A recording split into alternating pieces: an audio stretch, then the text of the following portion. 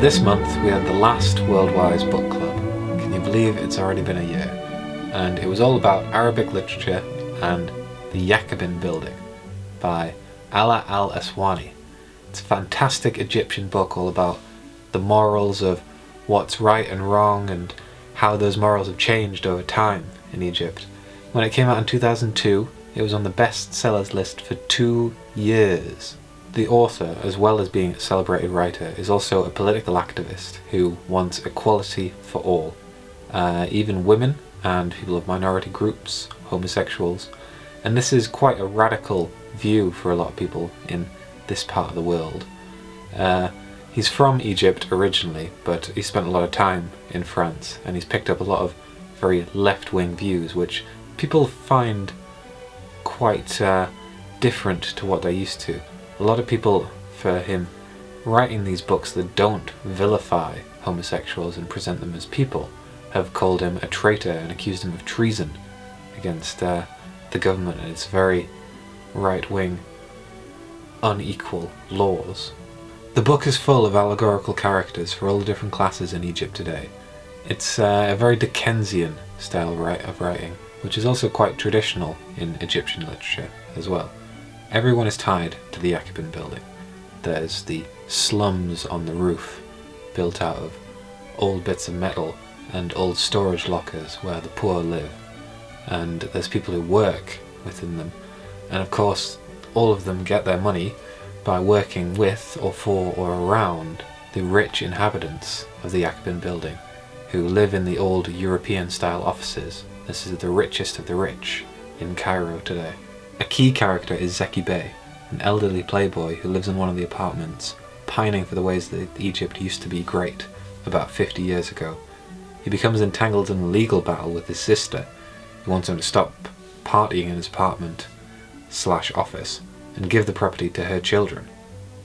Then there's Hatem Rashid, who also lives in an office/apartment.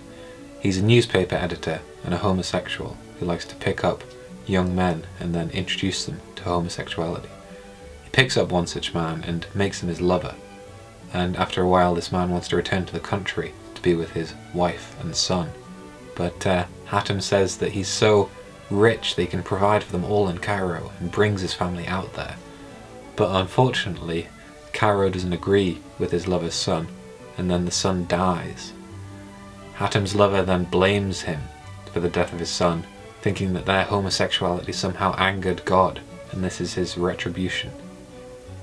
Hatem then falls into a deep, dark depression and needs to find his lover again.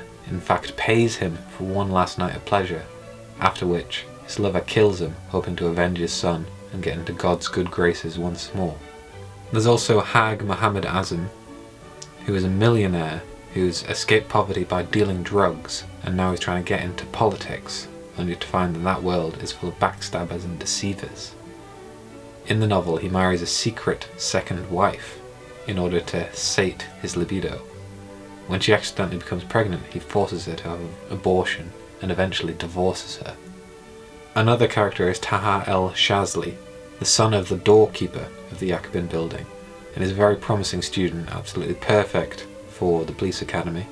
He's studied his hardest, he's got all the right grades, all of the right things that he needs to get in, except his father is the doorkeeper, so he's lower class, and once the police academy learn of his father's profession, they reject him. But he manages to get into a university, but there, unfortunately, he falls in with a bad crowd, and is corrupted by some people with extremist views, who convince him to become a jihadist killer. Taha's sweetheart, Busanya, breaks up with him, and that's part of his motivation for joining the Islamic extremists. She's having a hard time of it because her father has died, and she lives on the roof of the Yacoubian Building, in the very poor area. She now needs to provide for her family and go to work, but she finds that the only work that she can get is giving sexual favours to bosses. She doesn't agree with this, and has a very complicated time when her mother encourages her to do this, but also to keep her virginity so that she can get married. Eventually, she starts working for Zeki Bey, and they actually fall in love and have a very nice romance. All of these characters weave a complicated tapestry that shows us what Egyptian life is like today, from the richest to the poorest, from the old version of Cairo, from Zeki Bey, to the new version of Cairo through Hag and his drug dealing and corruption. As Alla Al Aswany says, history books write the political history of leaders. Literature writes the more human history of those underneath. Egypt is the largest Arabic country and home to most of Arab literature at the moment. Not many other Arabic countries produce that much literature because of heavy censorship, which is also around in Egypt as well, but less so. A lot of people actually called for this book to be censored because of its depictions of homosexuality. In the book club, nobody found the descriptions of homosexuality to be anything like shocking. They were very straightforward and nobody saw them as unusual at all or felt that they were inappropriate in any way. But it's interesting to see how what can be normal in Britain can be seen as totally outrageous and worthy of censorship in other parts of the world. The women of the novel are quite well-rounded characters, which is something that Alla Al Aswany has been praised of in the past. He's been called a writer of true women. And this is something that we found, though the male characters did still dominate the story, and any female characters seemed to revolve around what was happening to the male characters at the time. I feel that if this book was released in Britain by a British author, that it would not have received the same praise for its representation of women as it has because it's an Arabic novel released in Egypt.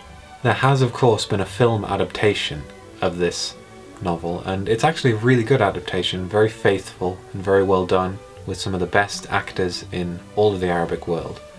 And it's really an interesting watch. If you've read the book or you haven't, I recommend it. All in all, it was a really enjoyable book and a really enjoyable year in the WorldWise Book Club. I've learned an awful lot from this novel and all of the others as well, and I hope that you have too. I hope that next year will be just as good as well when the book club returns with all new literature from all new places.